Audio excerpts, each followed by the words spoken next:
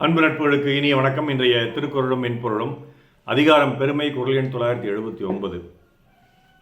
பெருமை பெருமிதம் இன்மை, சிறுமை பெருமிதம் ஊர்ந்து விடல்.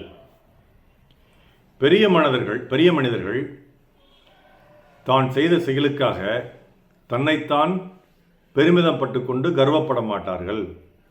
ஆனால் சிறியவர்கள், சின்ன புத்திக்காரர்கள் மற்றவர்கள் செய்த செயலுக்கு கூட சொந்தம் கொண்டாடி கொண்டு தான் செய்தது என்று அதன் மேல் தன்னுடைய கர்வத்தை ஏற்றிக்கொள்வார்கள். A great person, truly great person, won't trumpet or feel proud for his accomplishment. But a small person will take credit for others' accomplishment. இந்த குறளில் பல பேர்த்து நம்ம பார்த்துருப்போம், பல இடங்களில் நம்ம பார்த்துருப்போம். உதாரணமாக ஒருத்தர் கஷ்டப்பட்டு 9 அடி குழி தோண்டி இருப்பார்.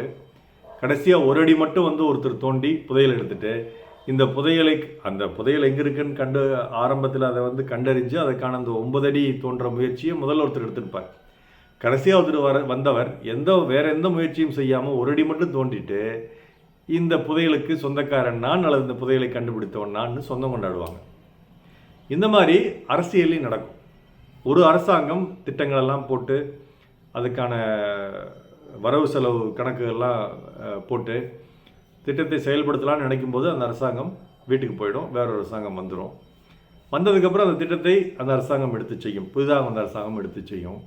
ஆனால் பழைய அரசாங்கத்துக்கு அவங்க கொஞ்சம் கூட அதுக்கான கிரெடிட் என்கிற அந்த பாராட்டை கொடுக்க மாட்டாங்க.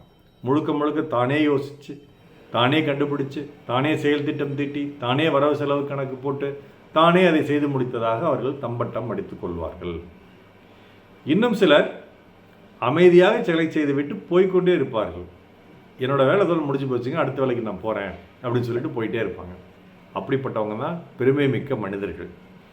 சிறியவர்கள் மற்றவர்கள் யாரோ பெற்ற பிள்ளைக்கு தான் பேர் வைக்கிற மாதிரி அந்த மாதிரியான வேலையை சிறியவர்கள் செய்வார்கள். இது பல்வேறு அமைப்புகளிலும் நடக்கும்.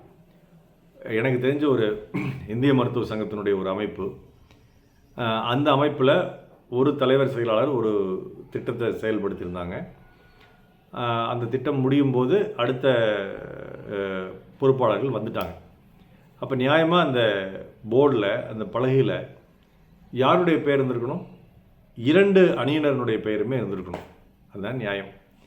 ஆனால் அந்த இரண்டாவதாக வந்த அணியினர் தங்கள் பெயரை மட்டும், இந்த திட்டத்தை துவக்கி வைத்தவர்கள் தாங்கள் மட்டும்னு போட்டுக்கிட்டாங்க.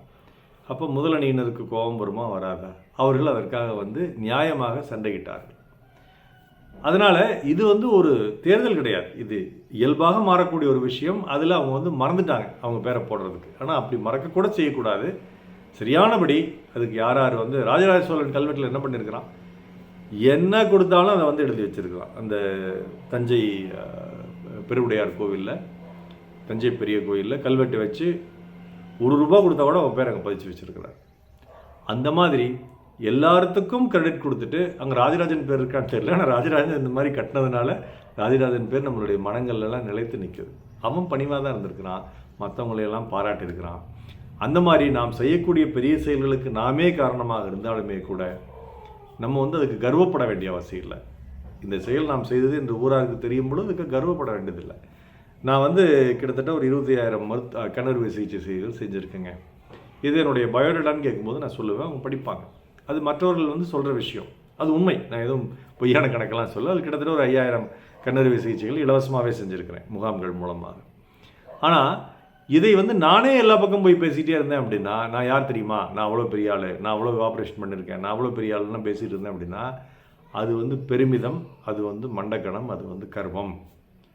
மாறாக என்னை விட பெரியவர்கள் நிறைய பேர் இருக்காங்க, நிறைய பேர் அறுவை சிகிச்சை செஞ்சுருக்காங்க, மிகச்சிறந்த மருத்துவர்கள் இருக்காங்கன்னு ஒரு பணிவோடு இருந்தேன்னா அங்கே எனக்கு பெருமை கிடைக்கும்.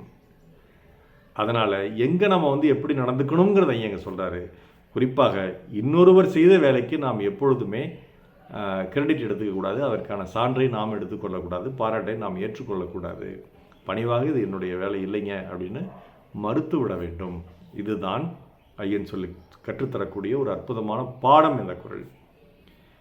பெருமை பெருமிதம் இன்மை, சிறுமை பெருமிதம் ஊர்ந்து விடல். நாள் சிறக்க நற்றமிழ் வாழ்த்துக்கள். மருத்துவர் ராமசெல்வரங்கம், நிஷ்ணதரவி கடமை சேலம், கள்ளக்குறிச்சி, அருள், ஈரோடு. நன்றி.